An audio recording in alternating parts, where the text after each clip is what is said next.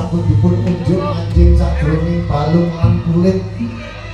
Tambah bardaya kanthi asana bepayung menika manggenipun bangun Balurisma paripurna.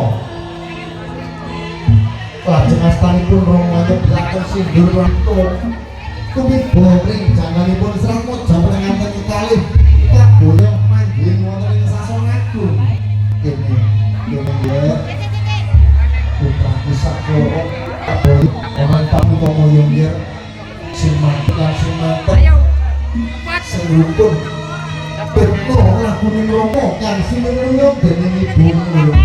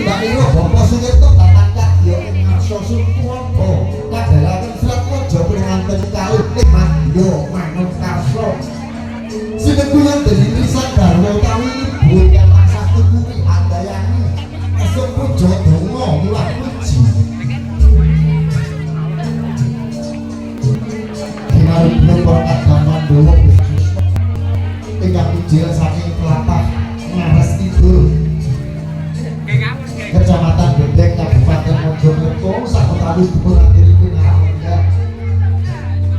tindak ira bapa sulit kemanjing wonten ing sasana iku nedya kepareng dipun aturi pinarak lenggah wonten ing sasana dapat kula sumireng